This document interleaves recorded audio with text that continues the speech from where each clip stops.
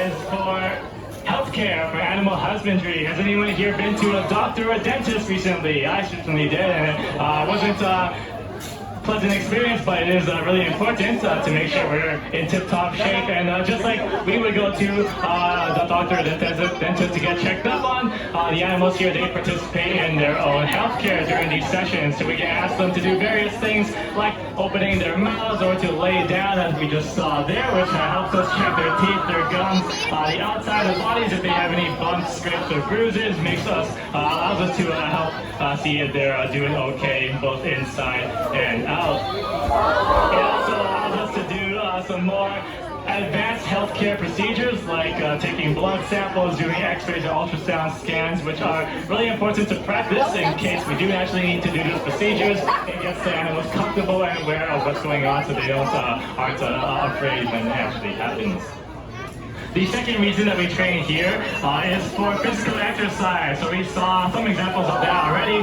Here, these high energy behaviors, those big jumps and splashes, are how we ask the animals to exercise all the different muscles in their bodies.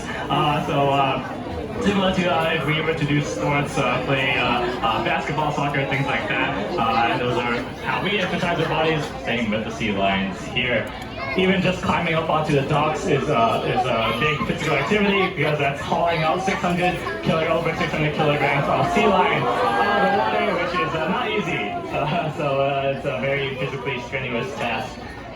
The final reason we train the sea lions here is for mental stimulation. So we train them to mentally enrich their experiences here. We can ask them to do various things like swimming along the side of the habitat wall, maybe opening a mouth, raising a flipper, essentially multitasking, doing multiple things at the same time. Has anyone here tried rubbing their belly and patting their head at the same time? Anyone? If you can try that right now, that's something that we do as well. That can be some mental stimulation. And just like what he just did there, that is really important to help these animals get mentally stimulated, use all the neurons in their brains, so to speak. So those are the three main reasons we train here: for healthcare, for physical, and then for mental enrichment. They're all very, very important. Now I'll talk a bit about how we train the animals here. You might be wondering how the trainers are able to ask the animals to do all these different things there. We use a method of training known as positive reinforcement. Raise your hands if you've heard of positive reinforcement before. Yes, I can see all the parents and pet owners in the crowds raising their hands, because you probably use it at some point as well. How it goes here is we typically ask the animals to do behavior. We use a hand signal or a hand gesture. We don't speak sea lion. They don't speak any of our languages, and so we had to sort of come up with a way to communicate with them in that sense. So that is how we ask them, and then we follow that up with a bridge, just some positive language, typically from the trainers, that lets the sea lions know that they've done that behavior correctly. So this will typically be a good job to sort of bridge the gap between asking and the reward, which is the final step of positive reinforcement. Anyone want to shout out what they think a reward for a sea lion might be? Fish, exactly, yeah. Fish is the main reward that the sea lions here, AMAC gets here. They typically get lots of herring, capelin, and squid, these very fatty fish and seafood, to help them get all the energy they need to do all the physically strenuous tasks that they do here every single day.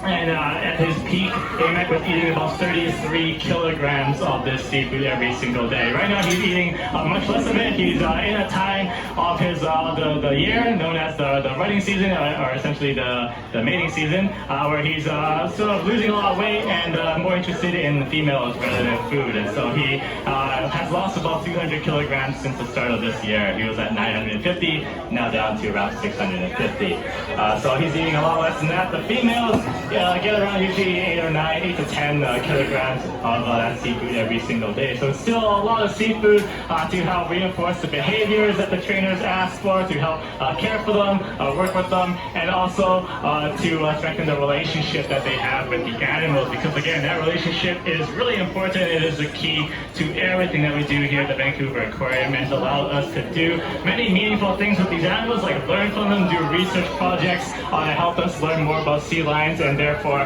we can compare them to their counterparts out in the ocean. And along the coast of North America here, the west coast, there's a population of sea lions that lives up north in Alaska and even along down to the other side of the Pacific. Their population has declined by about 80% since the 1980s. Over the last 40 years, there's been a huge decline in the population of these Steller Sea Lions in the ocean. Researchers wanted to figure out why that might have been the case, and they did some various research projects to figure that out. One of the things that they hypothesized might have been the reason was a change in the diets of these animals. They think maybe they shifted their food to something else, which caused that decline in their population. So what they did to figure that out was they had to analyze something known as scat. Does anyone want to shout out what they think scat is?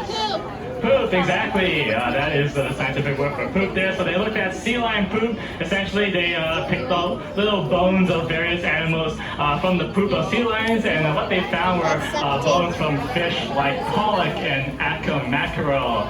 These are very different fish than what I mentioned earlier. They're much leaner. They're not as heavy in fat content compared to herring or capelin or even salmon that sea lions have been known to historically eat. So it's really important that we learned that from those studies, because that sort of gives us an idea of why they might have declined in their populations. Because as you can see, they build up lots of blubber and fat to stay warm in winter months, or for the males to survive during the mating season. They sort of live just off of that fat reserve there.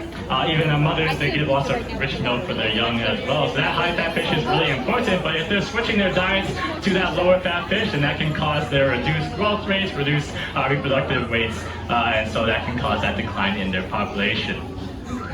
So that answers why they might have declined, but why would they shift their diets in the first place? This could be a various reasons, things like competition with other animals. You can see some of the seagulls, the birds here, like to try and steal pieces of fish from time to time. Other animals in the ocean certainly also enjoy the same seafood that sea lions do, and humans as well. We all enjoy a lot of that same fatty fish that sea lions enjoy. Just an example, anyone here enjoys salmon? Anyone here enjoy good salmon? Yeah, me too as well. So I'm not separate from this there. But because humans also enjoy a lot of that fatty fish that sea lions do, and we've become so much more efficient at acquiring it from the ocean, there's been a bit of an overfishing problem in the ocean, where there's less of it available for these animals. Luckily, because we are sort of at the focus of that problem, we can also be the solution as well to help these animals out and help them get back to their historical population numbers out in the ocean. There's several things that we can do starting today, if you haven't already, that can go a long way in helping these animals out. First thing you can do is to raise awareness of the issues that these animals face and support education of these animals and their issues too. That's a great way to help these animals out. And congratulations, all of you coming here today learning about sea lions. You've done that step already, so thank you so much for that. Yeah, that's good. But another thing you can do to help these animals out is to use your voice to directly advocate for changes that can support these animals. Things like marine protected areas in your legislature, they are sort of becoming a nice big thing here. Marine protected areas are essentially areas of the ocean that are like national parks for the oceans. They are set aside for conservation, where there's fewer or even bad human activity in the ocean. That can go a long way in helping these animals out as well, especially with their food sources. Lastly, here, especially along the coast of British Columbia, big threat to sea lions is plastic pollution. We have a marine mammal rescue team on site that travels along the coast and sometimes disentangles sea lions on site. And so they often get trapped in things like plastic packaging, leftover fishing gear. And so just making sure that we are reducing the garbage that we use, or even reusing it and then recycling it if possible. That can be a great way to ensure there's less of that ending up in the ocean that can eventually be a negative impact on these animals there. So that's a great third way to help these animals out as well. But, oh, there we go. There we go, competition in action right there. But that pretty much brings me to the end of the program here. I think the trainers might still continue for a bit longer, so while they are still here, just make sure that they have the space that they need, and especially the front here, to continue working with them. But while they are again still here, let's give them a nice round of applause once again for the amazing work that they do. We will help them do any of this without them. And of course the sea lions as well. We would not be able to do this either without their help. If anyone has any questions following this program, feel free to ask myself or my two friends, Adam on the very far right side or Noah on the very far left side there. We'll be happy to answer your questions. At 4 o'clock will be the next program. This afternoon. Ooh, that was a big one. Again, yeah, 4 o'clock, sea otter feeding will be taking place on the other side of this cafe here. Feel free to